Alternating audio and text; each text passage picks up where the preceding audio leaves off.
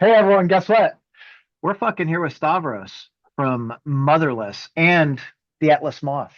That's right. Uh, Dude, it's always good chatting with you. It's always good seeing you. Thank you for Absolutely. taking time out to come fucking hang out and chat about Motherless and the new album.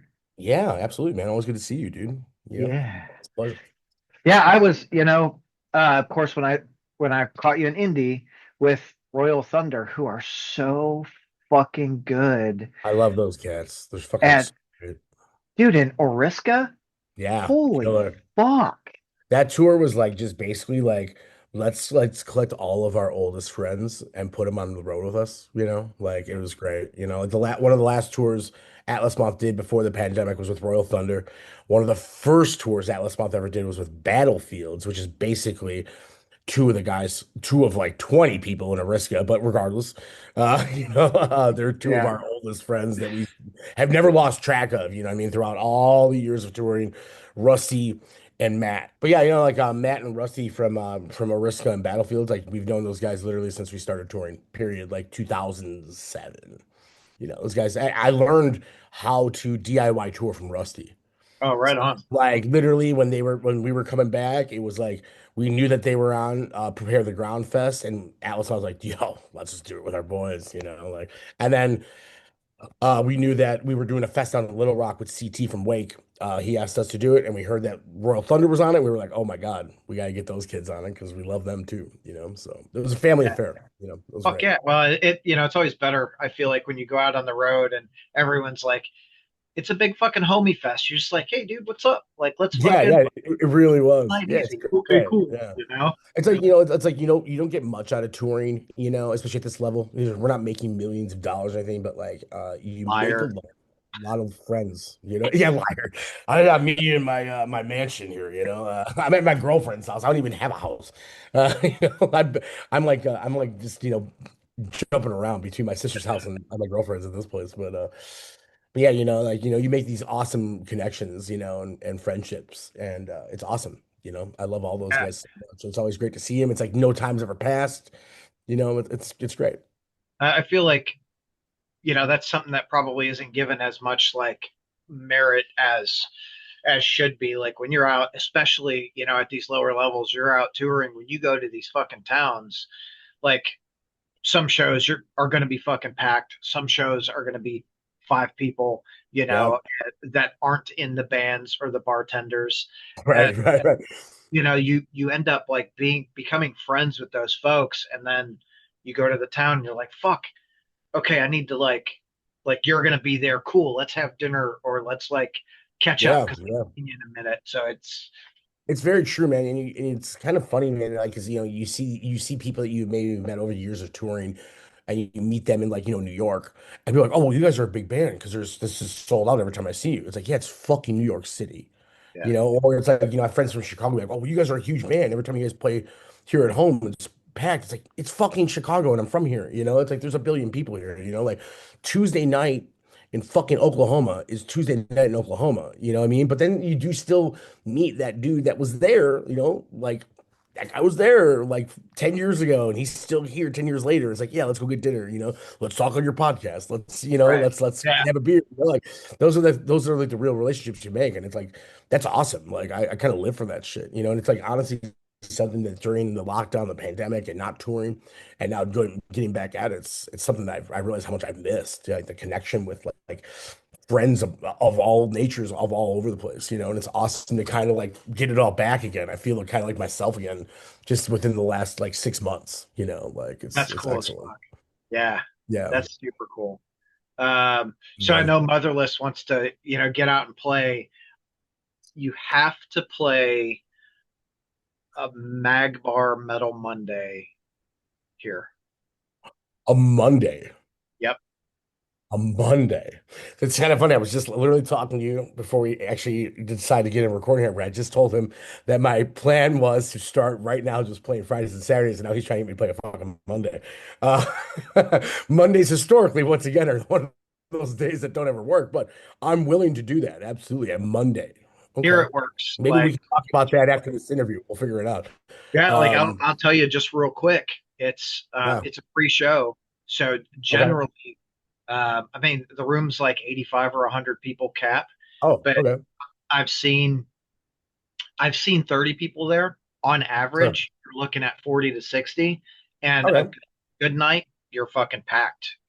I have seen that place fucking like this. All So right. Okay. You know what? I mean, this is something that you can talk about too, and like in generalities though. Like I've been trying to do that here in Chicago too. Like I want to do like one night a week that is a cheap night. yeah, Because I think that like a lot of people, I mean, there's like local shows here going on that are like $15, $20. And I'm almost like, what are we doing? Like we're like it's like we're eating ourselves. Like the scene is just dying. It's like, what do you guys expect out of people? You put a $20. I went to a show the other day. Now, granted, I am absolutely spoiled because I've been now granted I've paid my fucking dues, so give me a goddamn break. I've thrown away my life over and over for this goddamn fucking shit. So fuck off. But I was on the list. But I also wasn't on the list initially. I actually had to have Gary, the Motherless drummer, who's plays in 20 bands. I was going to see him. I had to call him and be like, "Hey, dickhead, you didn't put me on the fucking list. Come get me." But they were trying to charge me $20 to get in. I'm like, I'm not paying $20. Like, I don't have it to spend on my random buddy's fucking show. I played the night before too. Like fuck off. Like, come and get me. But like you expect people to pay $20 for a show. And now now t-shirts are $20. Even for the lowest level bands are 20 fucking dollars, and like I try to keep that shit as cheap as possible, and it's still $20. You get a three-color design, it's a nine, $10 t-shirt, like you're trying to make some goddamn money, so that's $20.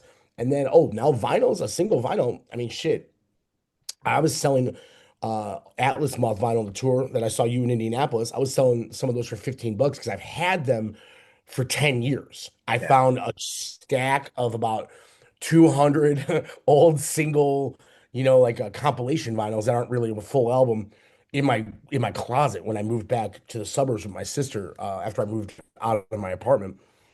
That's one reason they were $15. Yeah, I mean, it's because I pressed them years and years ago, and it was on my own label. There was no overhead. It was all old stuff that we just didn't have. That was all on compilations or old EPs that were never on vinyl. Now records are 30 fucking dollars. yeah. You go to a So show, it's 30 fucking bucks for a vinyl, so you're yes, 70 bucks you're at into it $50. before you It's even get a 70 bucks in. drink. Didn't get a drink, didn't maybe pay for parking. You know what I mean? Like, I mean, oh, did you bring a date? You know what I mean? Like, I mean, it's you're asking people to come out to a goddamn local show and it's $100. You know what I mean? Pretty much. I mean, that's actually more expensive than going to a fucking movie.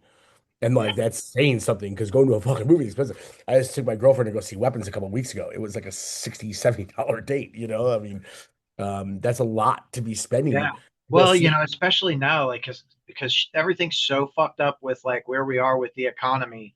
Yeah. Like I know construction companies are down.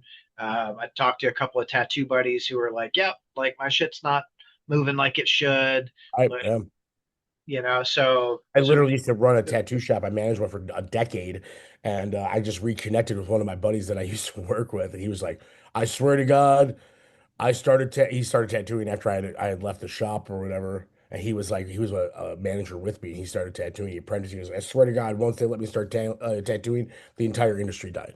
I was like, "Well, that's what you get," like fucking, it's like you should have quit that shop too, yeah. like, Well, I mean, it's that's the how it goes. reality now, and I think Yeah. you Yeah. I know, mean, people don't have expendable cash right now. I don't, not a lot of people do, no, I like I, don't either. I went to a show the other day. I was like, man, I'd love to buy a t-shirt,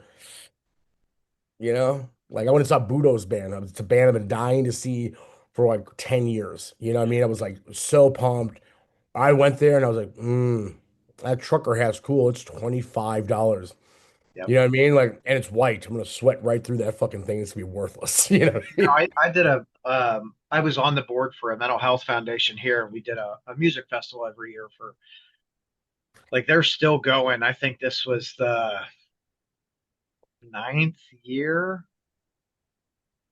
And Budo's band Oh, uh awesome. played one and they were great, but Incredible. they fucked up the green room, dude. Did they really? yeah. Holy shit, that's kind of awesome because I think those guys are rock and roll as fuck, but not Oh, that. they are, dude. They like got into a fight amongst themselves after the show, like No beat each way. other up, fucking tore shit up. Like, Oh, awesome. Kind yeah. of. Not since you were involved with it, but Well, like yeah, not for in the the rock and festival, roll but sense, dude, right? this is rock and roll. You know what I Yeah, mean? yeah. Holy shit. Yeah, that band blows my mind, man. I think they're so cool. Like, I've been dying to see them for years. They always like the last time they were here, I think it was at like some weird Latino music fest that I found out of like the day of. And it was like a street fest, like way on the south side. And I was like, I can't even make it down there. It's like if I drove right Thing in now, 10 minutes, and I just yeah, found yeah, out. it's like this is on the other side of the goddamn city. And if you don't know, Chicago's fucking huge. Like, Yeah. if I drive right now in traffic, like I'm going to miss this set. I'm not even gonna find parking. So it's like it's a wash. So we saw them at Thalia Hall here though, which is like yeah, it's such a gorgeous venue.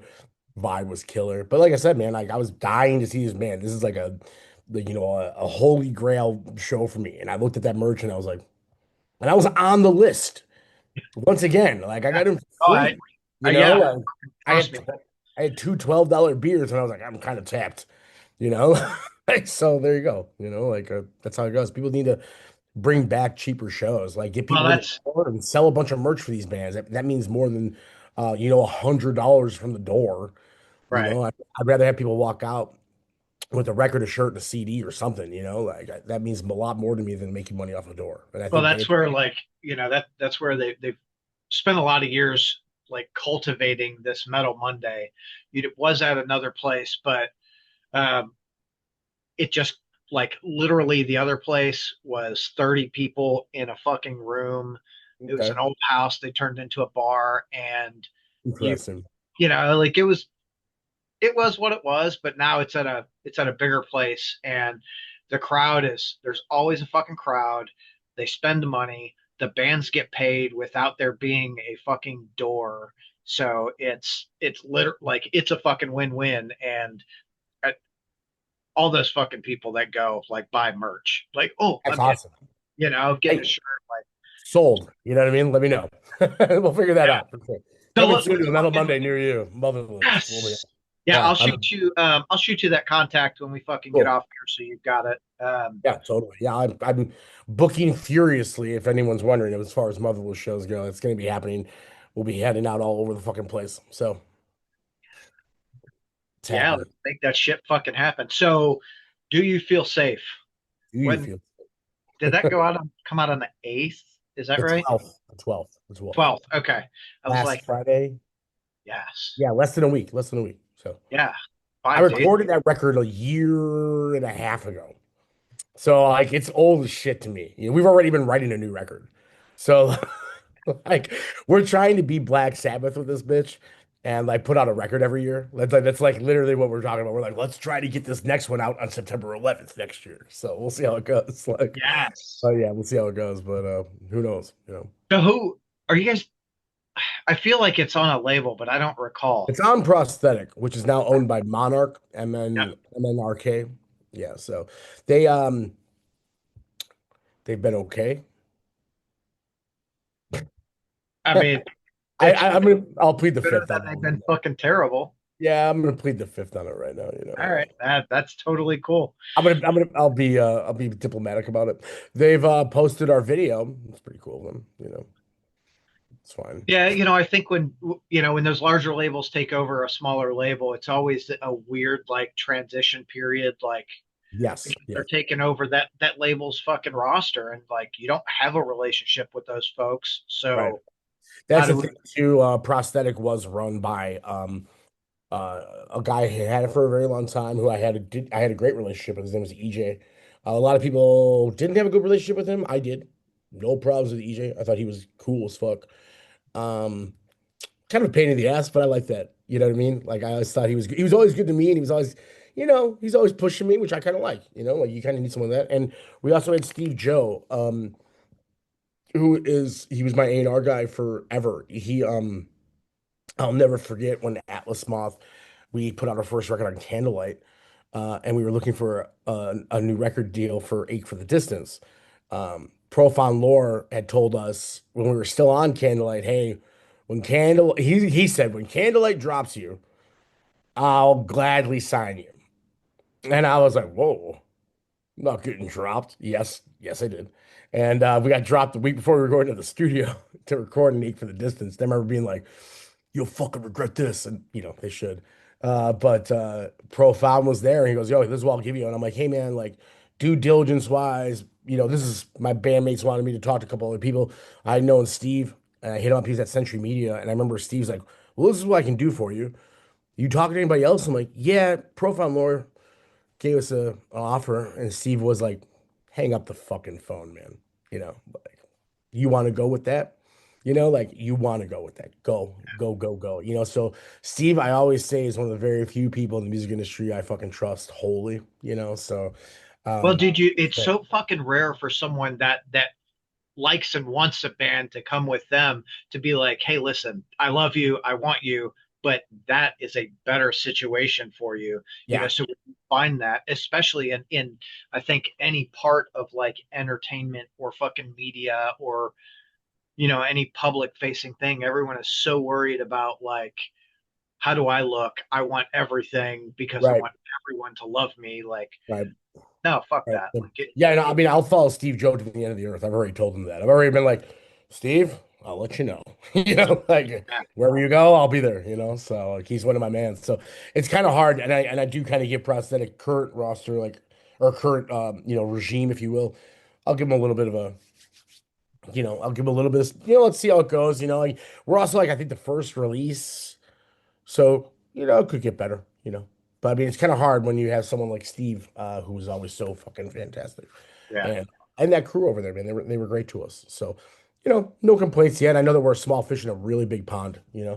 Like they have some really big, really cheesy metal on that roster. They got Monarch Heavy is pretty bad. I'll be the first to say it. I don't give a fuck. I don't pull punches, man. I don't give a fuck. nah. You're it's like I don't give a shit. I Well, don't. like they're not gonna put me on tour with some of their bands. I don't give a shit. You know what I mean? That's whatever. I don't know. Like, do you want to be on tour with some of their bands? Hell to the fuck no, man. You know what I mean? Like You I know, think they've got some good bands, but it's almost like any fucking label. There are some good and some ones you look at and you go, man, what the fuck were you thinking? Like, yeah, there's some pretty rough ones on the Monarch Heavy side that I was kind of like you kind of. I'll be honest with you. Like this isn't. Like back in the, I've come from the days of people opening up a relapse record. You're in the age range here. Open up a relapse record, and there's that catalog. You know what I mean in there, and you slide out that catalog, and you're like, well, here are all my new favorite bands, right? And now I got to circle off each one of these so I know which ones to order, which ones I have, and like you're going through there and be like, well, if they're on Relapse Records, I gotta love it. It's gonna be fucking awesome. And like, it's Century Media, same thing, or like all those bands, all those labels in the late '90s, early 2000s, they had those catalogs in their CDs. It was like all it was like, oh yeah, I got to hear all these bands. And that's how I found out about Soylent Green, how I found out about I Hate God, how I found out about fucking all the shit that I fucking love, Crowbar, fucking everything. I fucking love I Hate God so much, dude. God, me too. There's a big influence on Motherless, obviously. Like, You can so I just actually just fucking went and saw those dudes at Black Circle, and then I went to St. Louis and saw them too. I saw And them twice here in Chicago, so yeah, yeah, oh, yeah, they did the fucking matinee and the late show yeah, yeah. because they did the same thing in Detroit, and I was Yeah, like, the night after, I was hanging out with Mike until like 2 in the morning, and I'm like, "You poor bastard! yeah, Like, what are you doing?" But yeah, like I mean, like like I used to look at that and be like, "Oh yeah, this is a late." And so I still do kind of hold like who I'm label mates with to a standard, to somewhat. I mean, you can't really anymore to an extent because there's not label rosters put together like they used to be. Like not you so, used to have right. like what I That mean? Like there's like, uh, like really honestly, what labels are left in America that are actually like curated like that? Yeah, the small indies, but not big ones. right, Like the Metal Blade is about it. I'm pretty sure is like the only one that's still around that's like owned by the original dude. Still Brian Slagle, right? yeah, Like, yeah, and but even that, and, he is expanding so much.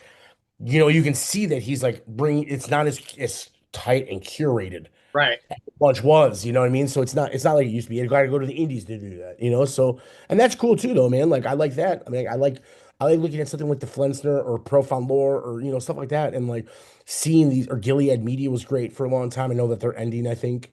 But yeah, you know, you go on there and you're like, hey man, this guy's got good taste. I like this guy's taste in music, and I want to hear all these bands on that label. I think Well, that's that's cool. so, I know you and I chatted at the indie show a little bit about it. So my partner and I are we're actually working on doing the same thing. We want people Right. to go, oh, fucking Third House. I Right. love what they do. Like, are you gonna like everything? No, but we do think you're gonna like the vast majority of what is going out. Right. It's like you put together, it's like this is like a taste of what I'm into. And like if you like what I like, then here you go, you know, and I think Yeah. that's pretty cool.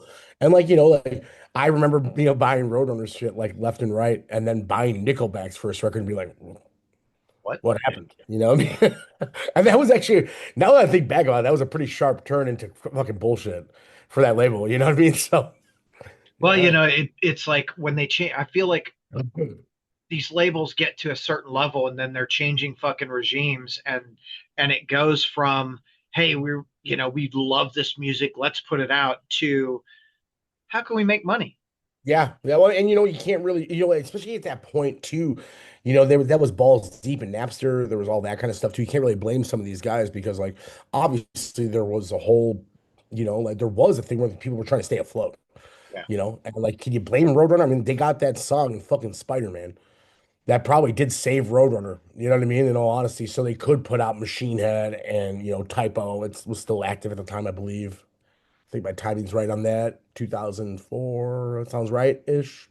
Pretty Yeah, sure. that's We'll that's go with probably yeah. right at the end. Yeah. Yeah, yeah, you know, I mean, like I said, I mean, they still had legit acts up to the end, you know, and now Roadrunner's still a thing. I mean, they got bought by Def Jam, and I think they got Def Heaven, right? So that's cool. Yeah, which is fucking Death Heaven jams, dude.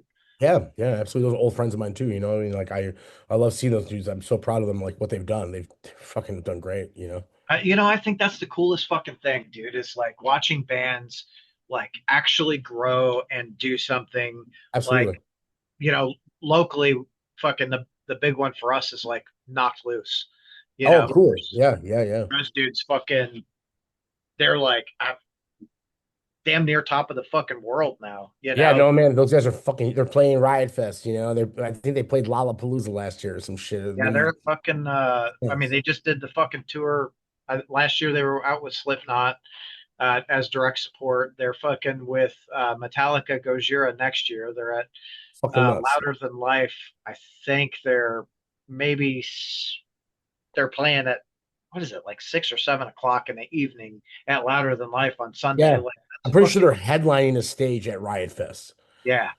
That's huge, man. I mean, like, if you don't know, Riot Fest is fucking like 6 stages here, you know, and it's fucking 80,000 people or something. It's fucking huge. It's a big ass fucking festival. So Dude, they think they're gonna push fucking 300,000 into fucking Louder Than Life this weekend. What the amazing. fuck? That's fucking nuts, man. I think it's fucking crazy. It's good. And like, you know what? Like, I know a lot of people in the music scene are haters and shit. Like, dude, I'm not a hater. Any band that can get the bag, you know, go for it, dude. You know, like good for them. You know? 100%, dude. Like Especially I like said, like I have friends out there, you know, like Death Heaven are my boys. you Love putting those. your fucking all into it, dude. Like, Yeah, go. man. I Yeah, go want for the it. bands that I like to fucking make money so they Yeah. keep making fucking music. You Yeah, know I'm what I not really sure if I care to be at a level of like, you know, like Metallica or anything that large. I don't really know if I want to be under that kind of a microscope. You know what I mean? But I would love to be blue collar enough to just be able to tour all the time. That's the mean? goal. You know what I mean? Like, and I'm going to keep pushing it. You know, I've tasted it a little bit, so like I know that there's possibility. So here I am, Yeah. not giving it up, you know. I Fuck probably yeah. can't really at this point. It's kind of like one of those things. So let me ask you this, because I'm like so back and forth, not even really back and forth. Sorry, I had to pull up my fucking list of songs Oh, okay. from Motherless. What song on Do You Feel Safe do you like more than the others? You know what? Like, it's kind of hard because like this record's really personal, like both lyrically and like just in general, like writing it, it was like such a, you know, I started the Atlas Moth when I was like 23. I Yeah, now you're old. started, yeah, I started this band when I was 39. So like between 23 and 39, the only guys I played with were the Atlas Moth. And I put my entire life into that. And you know, like I always say this, you know, the Atlas Moth's still a band, so everyone chill out. I get so many people asking about that. Everyone fucking relax. And a Uh, great fucking band at that. Thank you. I'm not, it's not going anywhere at this point. It's just like, let's make it worthwhile when we do stuff. You know what I mean? And there will be a new record. But anyway, fuck with Motherless, it's like, it was like, dude, like you sit there and you fucking, it was, it was hard, but it was also like the easiest because it was like something fresh and it was like a new drummer and a new fucking guitar player. It was still Alex, bass player. Obviously, he's been like my ride or die for years now. And but it was different, and so like I have like a lot of like odd connections to every song. It almost feels like every one of them are my baby. But I will say that the new Romance, I feel, is probably one of the most complete songs I think I've ever written. I think it's like from start to finish, it's just like this is a fucking song. Like it's like a almost in my eyes uh like a lesson in songwriting. It's like there's everything in that song. I think it's like perfectly put together. I think it's paced great. It's a little long, but what are you gonna do? That and I will say Reptile Dysfunction. Um, It was a great way to fucking open the album, by the yeah, way. that was the last song we wrote, which is like my specialty. Because like the last song we wrote for Ache for the Distance was Coffin Varnish, which I brought. Last song I wrote for this record was Reptile Dysfunction, which I brought in. The last song we finished for Coma was Coma Noir, which I brought. It was always I always bring like the opener last. It's how it goes. I don't know what my deal is with that, but it's how it goes. So Whatever. That like you've got a yeah, knack for it it's my apparently. thing, I guess. I don't know. I know how to open a record last. You know what I mean? But yeah, like those two songs particularly because like they're, um, I think they're probably some of the strongest lyrics I've ever written as far as like content and like how I the cadence of them, the rhythm of them. I pulled off some shit I've never been able to do or tried to do before, and I'm really proud of that.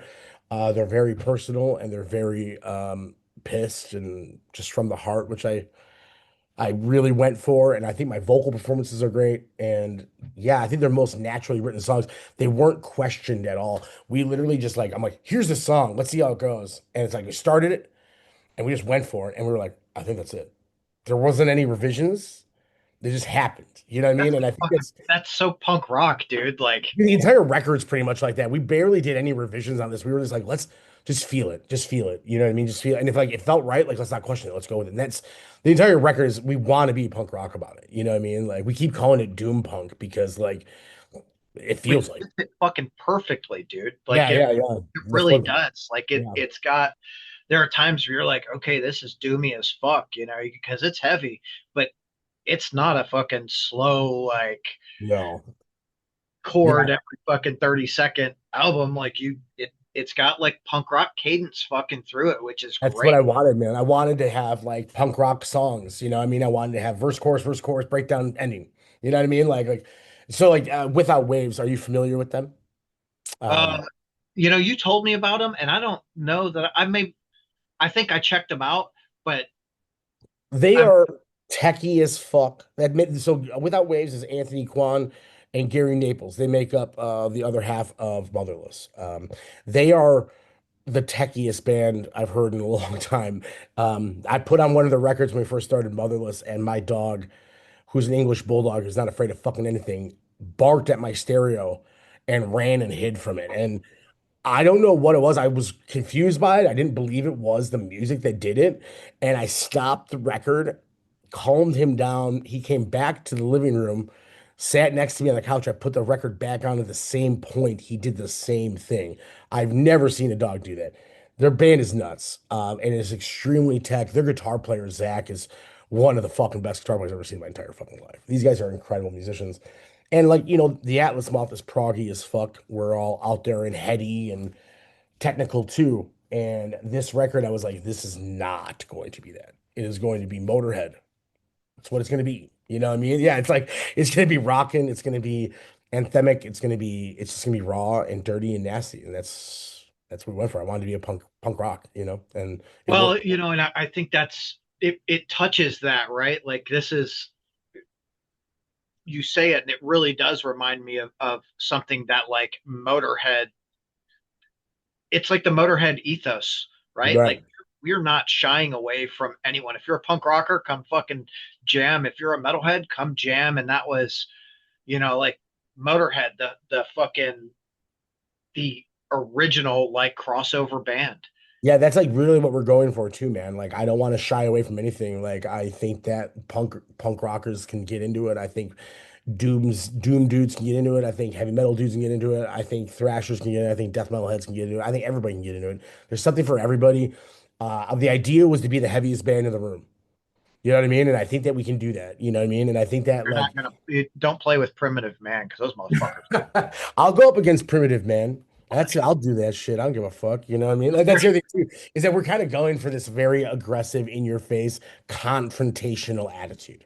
You know what I Right. mean? Like I'm going for that. And like I feel like I'm like almost taking on like a pro wrestling gimmick where I'm being confrontational and like Dude, I'm challenging it. You know what I if mean? you don't have a fucking wrestling outfit and even fucking luchador mask and fucking Hey man, I like have a collection of luchador masks. Don't test me. You know what I mean? I'm Like, just saying, I, like, could you I'm fucking really going imagine for you like come that out like very fucking Motorhead, but everyone's dressed like a Mexican wrestler, like new yeah. different masks and shit. I'm into it. There's a band in town that kind of has a gimmick that does something like that, sort of. So I can't really rip it off, but like I said, the confrontational aggressiveness, like fuck you attitude, is something that like we put across fully, and like I'm really leaning into because Atlas Moth isn't that, and that is a part of my personality. Atlas Moth is a very heartfelt, thoughtful band. And Yeah. Motherless is a very much a fuck you band. It's like we're gonna do whatever the fuck we want, and we're gonna be offensive, and we're gonna be confrontational, and we're gonna put Donald Trump in a filth pig, ministry mock-up shirt on our fucking table. Fuck you, like, and we're gonna do some crazy shit, and we're gonna say fuck this and fuck that and fuck you, and like that's like the two parts of my personality.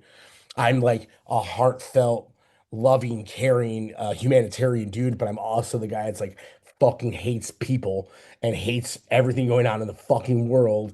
And like someone once called me the most jolly misanthrope on the planet, and that's like the most pretty much it. And I think right now I'm not really feeling very heartfelt. I'm feeling like a fucking misanthrope, and I think the world and Earth I needs think a misanthrope. so many people are though, right? Like because there's so much garbage and so much like bullshit going on. Yeah. Like, why in the fuck are we just going, hey, let's fucking deport everyone?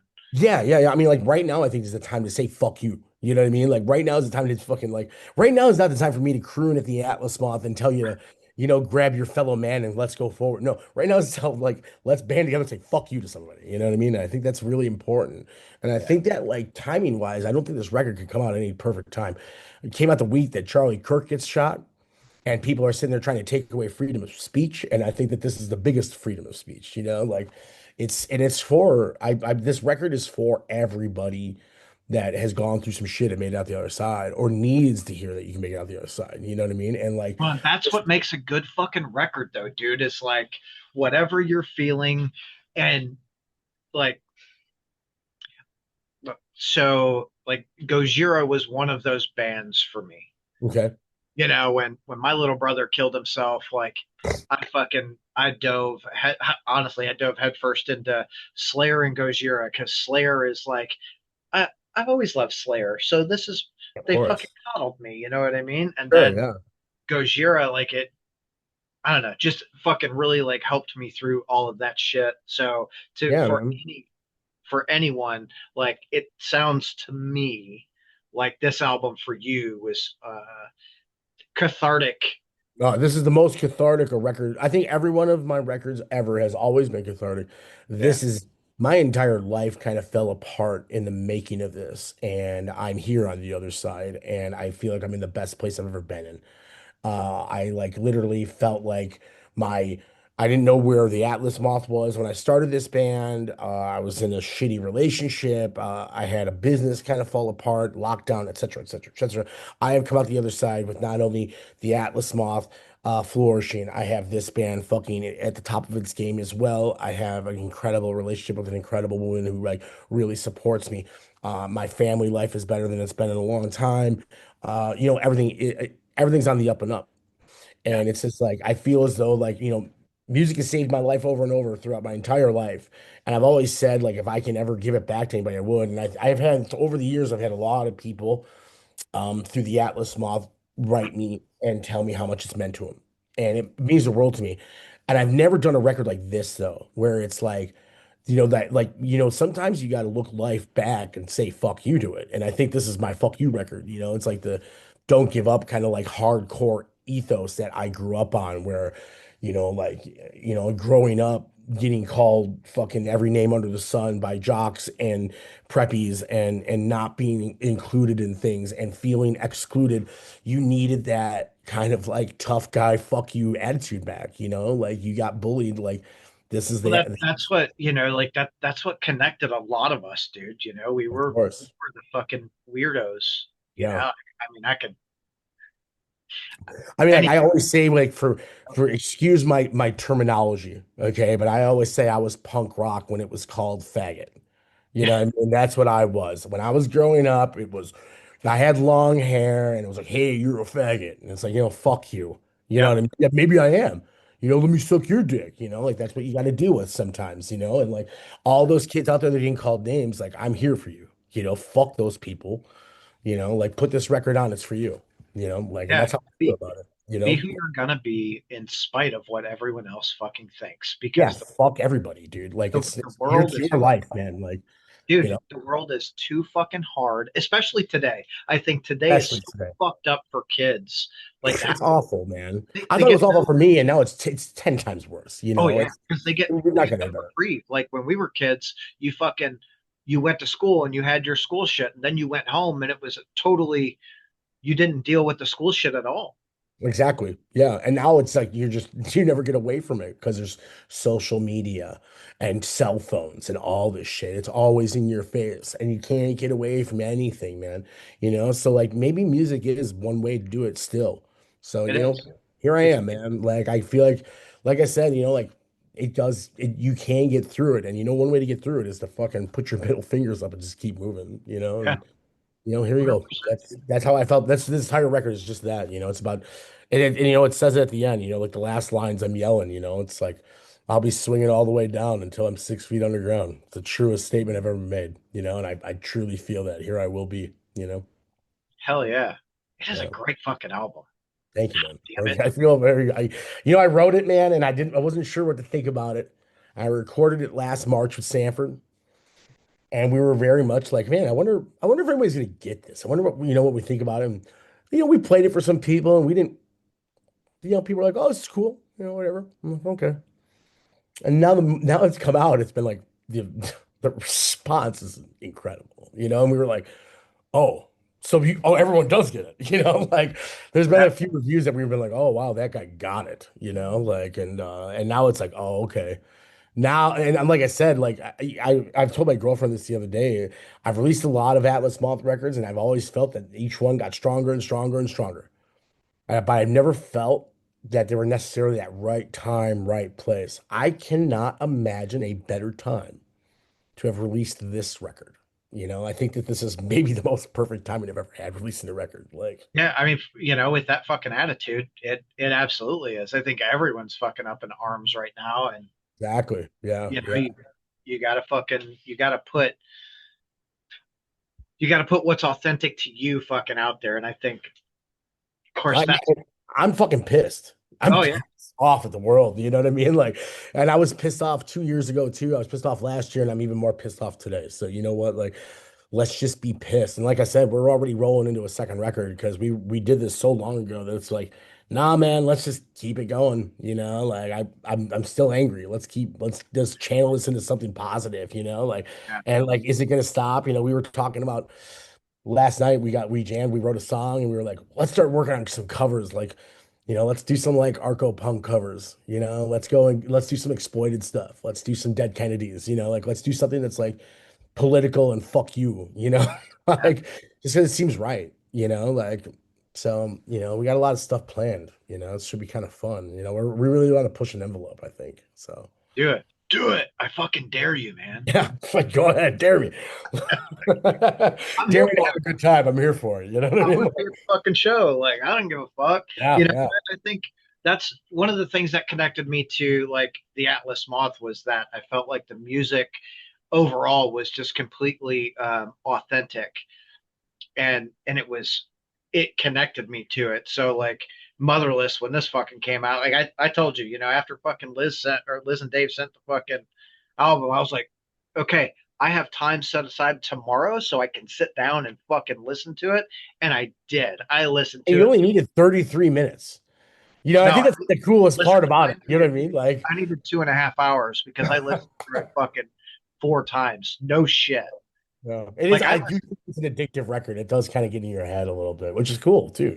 Like, Well, but the way it flows, like from the end of the record to the beginning of the record, it doesn't feel like the record stops and restarts. It's continuous, that's which it that. Yeah, it's by design too. Right? Like that was the idea. We wanted to feel like you were just kind of be in a loop of it. You know what I mean? Like it's like an endless loop of hate. Like. all that fucking angst gonna fucking crush the shit. But My that's anger doesn't end. I wake up in the morning, I'm pissed. I go to bed pissed. You know what I mean? Like it's how it's been lately. It's frustrating as hell, but this is the world I live in. Like so. yeah, If I have to be like this, everyone else should be too. So here you go. Here's my record. Now you're listen to gonna fucking feel this shit too, and it doesn't fucking stop, it. motherfucker. It's exactly it, man. I wake up angry. I fucking look at Reddit. I get angry again. Like I go to bed reading Reddit. I'm angry. Like, Yeah, it's nothing fucking but that shit. ridiculous, dude. Like, Yeah, oh, dude. It is. yeah. Like I'm sitting there watching Donald Trump say fucking smart people don't like me. I'm like, yeah, I fucking hate you. Like, fuck I, you. dude, I like it. The political landscape is so divisive A right now. fucking cesspool, man. It's Like, fucking, geez, I don't even give a fuck who you voted for. I've been voting for the lesser of evil now for a long time. You know what I mean? Like, I have which happens to not be fucking Republicans, but here we go, like, dude, like Republicans, Democrats, in my mind, it's the same fucking party. yeah, Like, it's all bullshit. You know what I yeah. mean? Like, So I'm like, fuck both of them. I try to find someone, one of the fucking third party people and go, okay, maybe this is fucking where it's at. But the all I reality, wanted was Bernie Sanders, man. You know what I mean? That's all I want. That's all I we, want. we need to fucking completely redo our entire like political system because what we are doing is not fucking working, dude. Yeah, and it's never gonna happen in our fucking lifetime, I don't think, at this point. You know what I mean? Like, well, yeah, I don't know. With the way they're burning it down. Yeah, I don't think we're Yeah. really that fucking far from it. Like, Yeah, maybe you're right. I don't know. All I know is that like the more and more I wake up in this shit, it's just like I don't even know what's happening. You know what I mean? Like fucking this is insane. Like yeah, I, I've always been like almost like like apolitical, and I've become more political in my entire life. So I'm like, this is actually affecting me. I'm a goddamn middle-aged cis white male. Nothing's supposed to affect me. You know what I mean? Like I'm supposed to be the safe one here. You know I what I should mean? have the easy bucket. Yeah, I Yeah, and know. I always, even being that, I've always had friends of all genders, sexual identities, races, creeds, everything. You know what I mean? Like I grew up in a very diverse part of Chicago that had everything, and I've always felt for my friends because I've had friends of all kinds. I've never, so when my friends were political, I was always like, man, like I grew up with very close Palestinian friends, literally. So like I always had that kind of in me, and I've always cared about their plight and what they've gone through and all that shit. And other friends, as I've grown older, I've met plenty of gay, trans now, everything, dude. I grew up with tons of black friends. I grew up with tons of Korean friends, Indian friends, Mexican friends, everything, So I've always kind of had it in me, but like truthfully, it's never affected me because I've just been the white kid, I'm a Greek, I'm a half Greek, half Austrian kid from Chicago, like it's fine. And now I'm over here just being like, now this is all of a sudden kind of starting to even affect myself. And it's like, maybe I should have cared the entire time. Well, I, maybe, but I think people are now they are identifying themselves as I'm a Republican or I'm a liberal when at the end of the day, like, is that in my mind, is that really what you are? Are you conservative? Are you liberal? Is that your entire existence? Because I I, think if the majority of us sat down and had conversations without these, without this conservative liberal Yeah, shit. like the tagline, if you Yeah, will, I think like the that strict, rigid thing. You know, it's kind of funny, right? Because like if people ask me, "Oh, what kind of band are you in?" I'm like, right. metal. You know what I mean? Like best I can do. You know what I mean? And people have called the Atlas Moth Doom. People are calling Motherless Doom. I ain't a fucking Doom band. You know what I mean? Like, you can sit there and you can find doomy elements or punky elements or whatever it might be. Oh, dude, we could call I'm not in Mother a box, Dunk right? Rock. Yeah, yeah, yeah. There you go. Yeah. I don't have a box of anything in my life, so I can't really put myself in any box, right? And at this point, I've already been telling my girlfriend, like, I think I'm just an anarchist. Because like I think I just want to watch the fucking world burn at this point. Because I can't imagine any better outcome. You know what I mean? Like at this point, like everything's so fucked. It's like, We're, fuck it. dude, we Like, were right fucking there. yeah. I'm literally just waiting. I'm waiting for these fucking nuclear bombs to just start fucking shooting everywhere. Like, God bless being in the Midwest. I love being landlocked right now. I, I I feel don't so. think, I don't think that helps us. Like, I've got Fort Knox just Hmm. 20 or 30 miles from me. That's right. You know, I we're feel pretty safe about Trump sending in the National Guard here. Because the South Side gangs are gonna keep my town protected, I'm pretty sure. You know what I mean? Like, yeah, if someone's asking me who I'm putting money on, the National Guard or all of the gangs on the South Side, it's all the gangs on the it's just South Side. gangs. Yeah, Pretty sure that they are gonna protect that block harder than ever. So, you yeah, know, and they don't have this is rules. Chirac, baby. Like, fuck you. Yes, I don't go down there. So you probably should go down to either National Guard. I would fucking stay out. stay the fuck away from that Yeah, crazy. you haven't gone to Iraq, bro. I don't think you should go down to Chirac neither. Like, fuck that. Sounds like a terrible fucking idea. Oh fuck.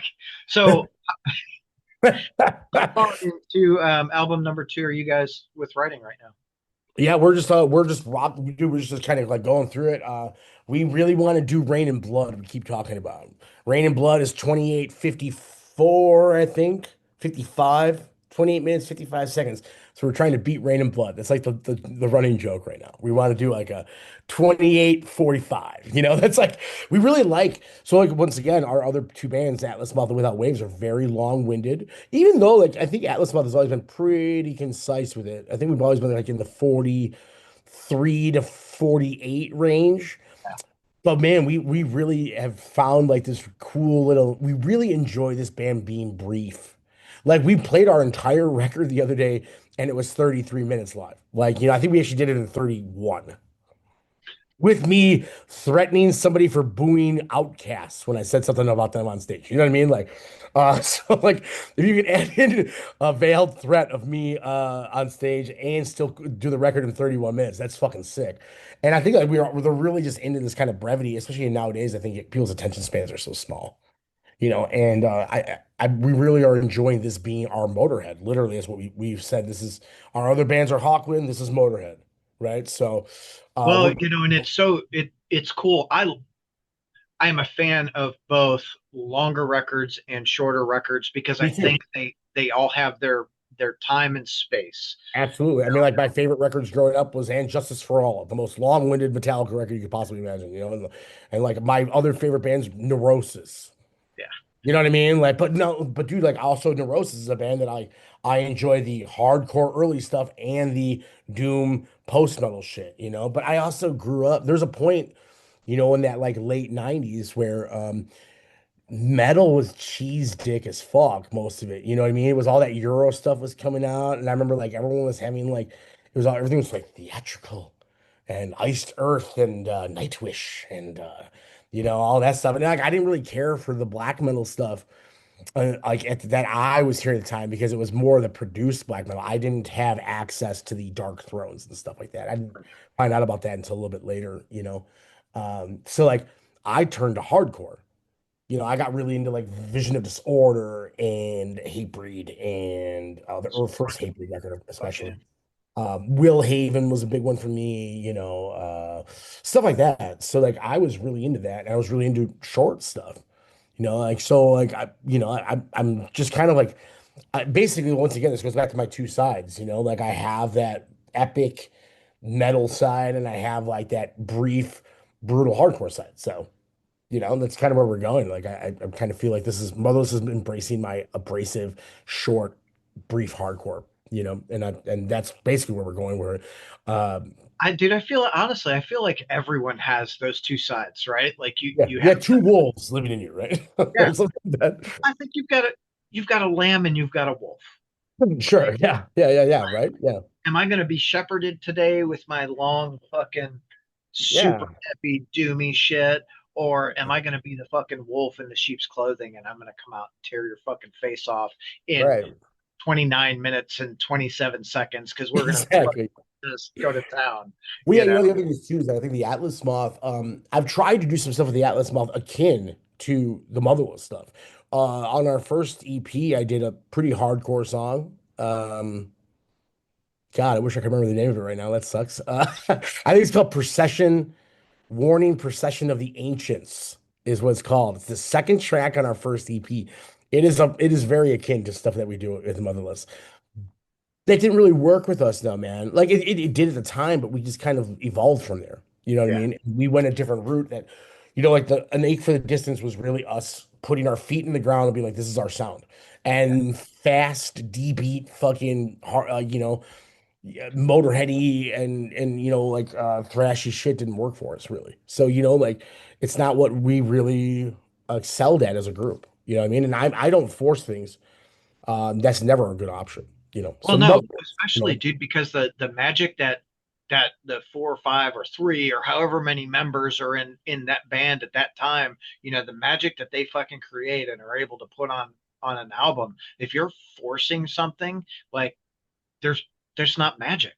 yeah, that's 100% it, man. You know what I mean? It's very true, and it's just like if you're gonna, you can't force anything. It has to come naturally, So like um, Atlas Moth is going to be an artsy band that has that epic fucking romantic kind of, like journey that I'm going to take you on, and if anything, I think that me doing this Motherless record, I think is going to make an Atlas Moth record even more epic and more romantic and more dreamy, what I mean? And I'm really looking forward to a really heavy Atlas Moth record that takes you on a journey, I think that'd be kind of And that real. like I feel like anytime I listen to any of the fucking Atlas Moth albums, it's I am completely enveloped in the fucking sound. Yeah. Whereas with Motherless, you're not really enveloped. You're more like punched in the fucking face, like we're going. Exactly.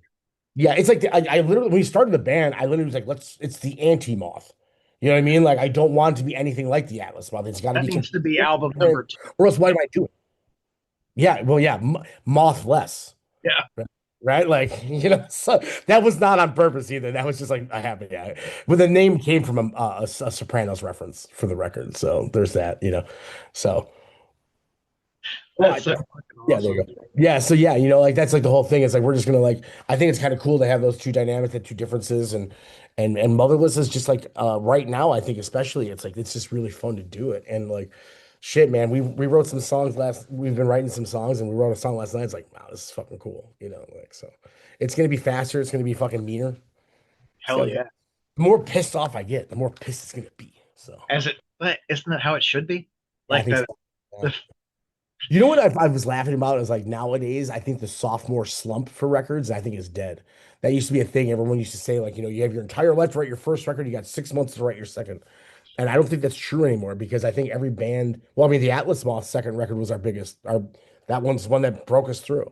And that Ache well, Distance was I the think one. it depends on where the fucking band starts too, right? Like, That's a good point. so if if you're an artist and you automatically go to like major label, and for some odd reason, Right, you know, right. what are they going to do? They're going to put all of that money and energy behind album number one.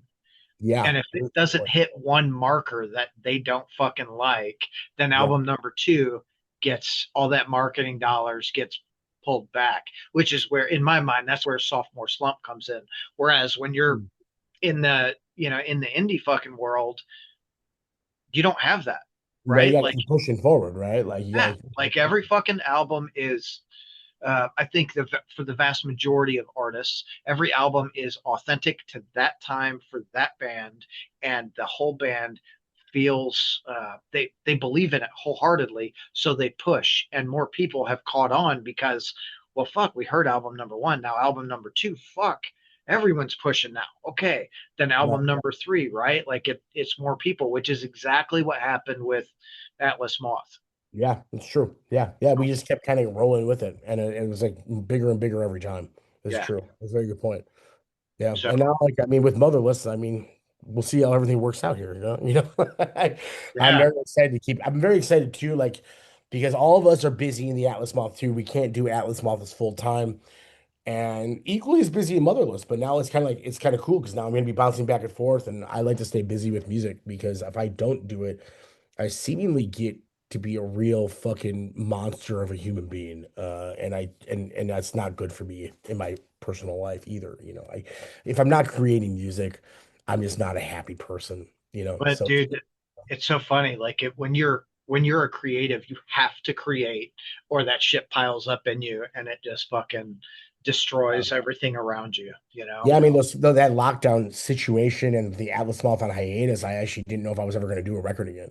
I really wasn't like, I guess I'm done. I guess I'm just gonna be, I guess I'll look for a job. And like I looked for a job and I got a job and it was like, this ain't for me. You know what I mean? Like this This regular shit. fucking I'm like, I'm sure sucks. there's a job out there that I can do. I've just been working for myself for years and like maybe there is a career out there eventually, but like not this shit. Like I need to have something I can do so I can still play music because like without it, it's just fucking my head up. Like Yep. and the result was this extremely fucking angry record. So, like, the proof's in the pudding. You don't want that fucking guy around. He was fucking angry as hell. So, Well, I like, don't know. Now you're still angry as hell. So I mean, let's do there's other album things to number get two angry first. about. Like, there's plenty of things to get angry about. I don't need to fucking, I don't need my life to be in shambles, to be angry about. The world's terrible, The so. world's fucking terrible. My life is Yeah. fine. Like, Yeah, yeah, yeah, yeah. My life can be fine now. The outside world is fucking awful. It's fine. So no yeah, big it's deal. so Like, funny how that fucking happens too. You yeah, know. yeah. Just as soon as my life starts getting good, the world starts falling apart. Who would have thought? This is like exactly how my life works. So there you go. Like I no big feel like it's almost everyone's fucking life though. right, right. And that's Right. the thing I always say that like I hate to like talk about how the pandemic was so hard on me. It's like, yeah, it was hard on all of us, bro. Like, you know, Dude, some fuck you, people it was don't a leave lot me out of fucking it though. harder. And like my kids are fucking 18 and 21 now.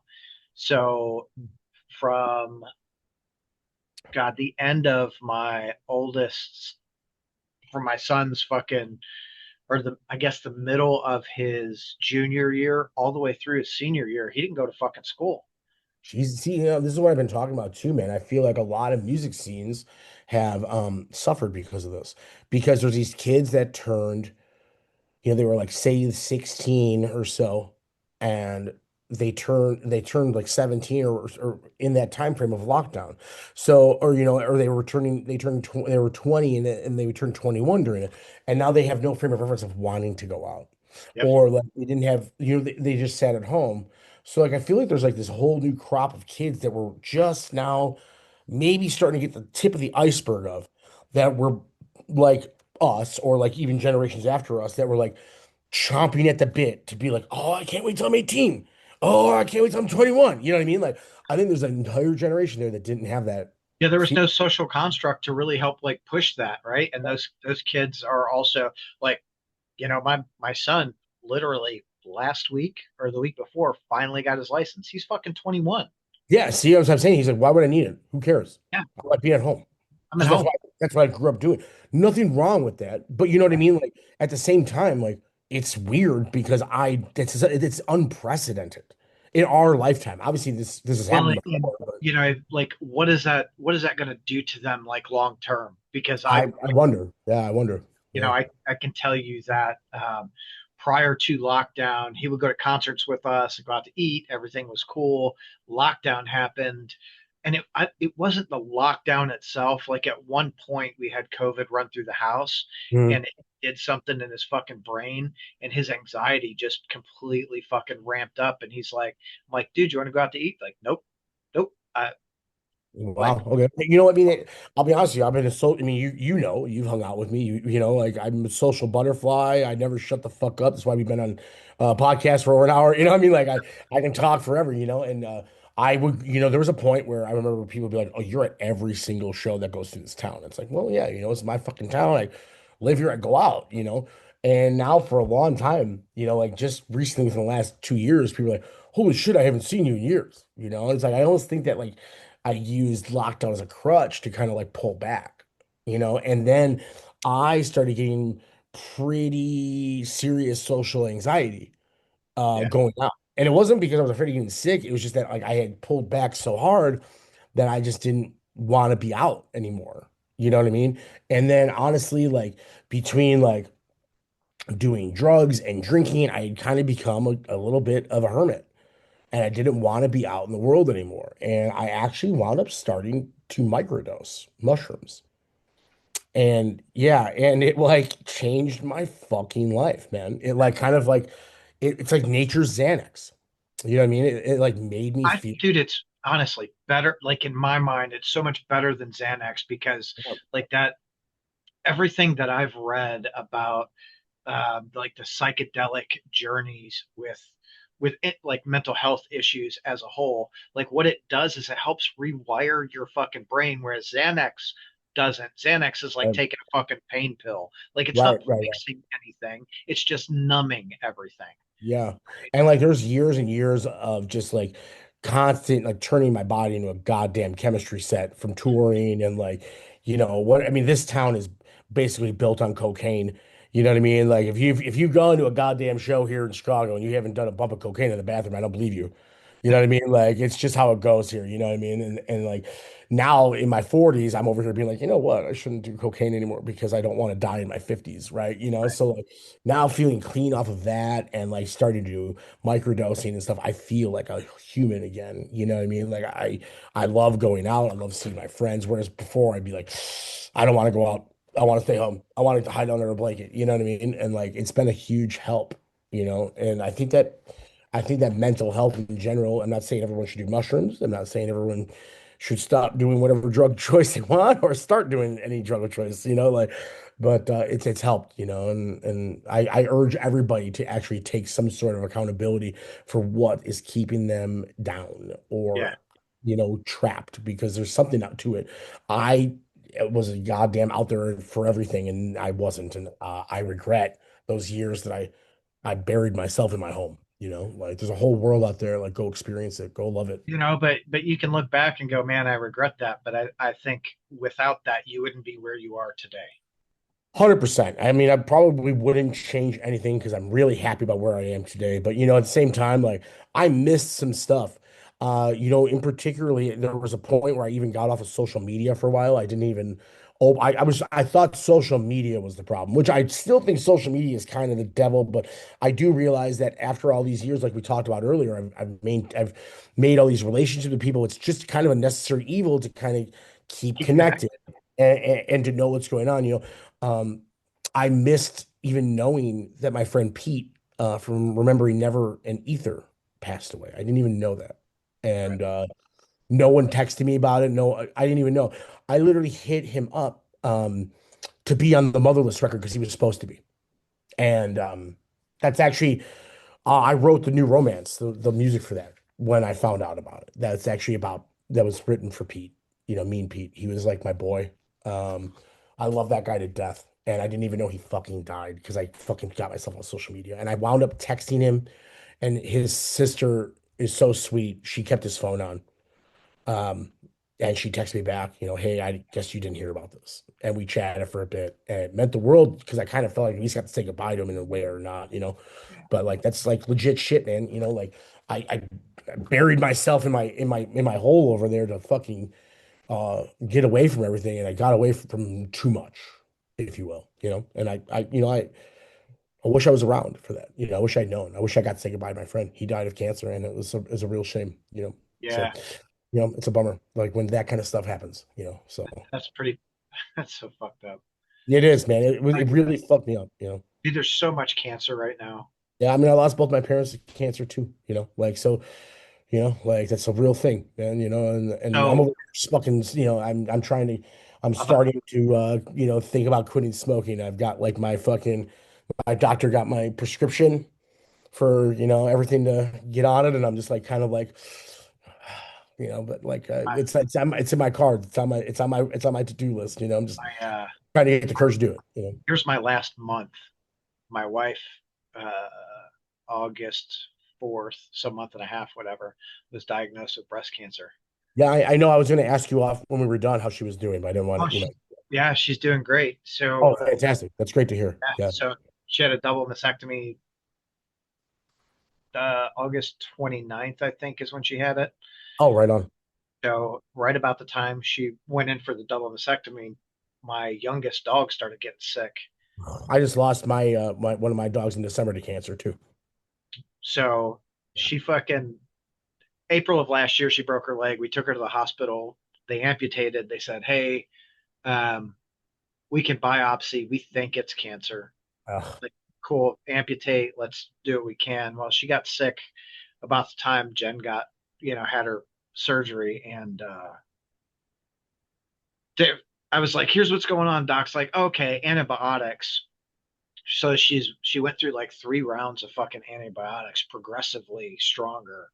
And yeah, we took her in yesterday, and he said, "You know what? Like the cough kind of worries me."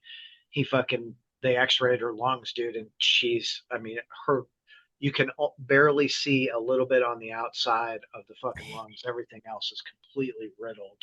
that's awful, man. I'm sorry to hear that, man. I So, like my pit.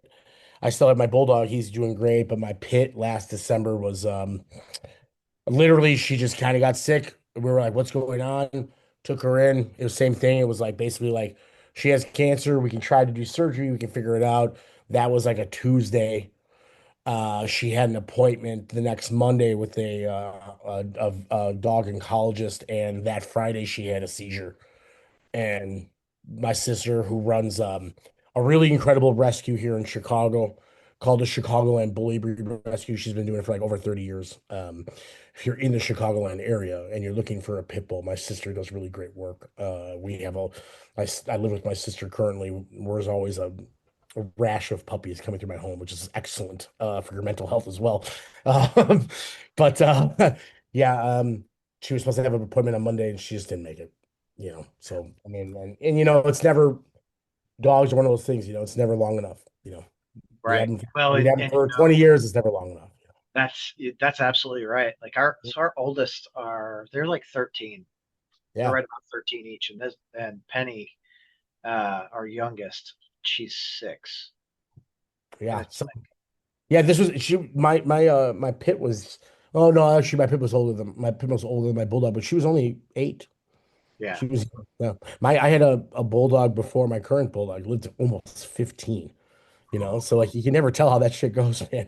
yeah. It's why, and Well, she it's was like, a year before she passed away, she was in great health. You never know how that shit goes. Crazy. that's it, dude. You have to enjoy the time that you have with them, and that's what I told my daughter last night. Like, hey, this is what's going on, and she broke down. She's like, it's not fair. I'm like, this is why It's not.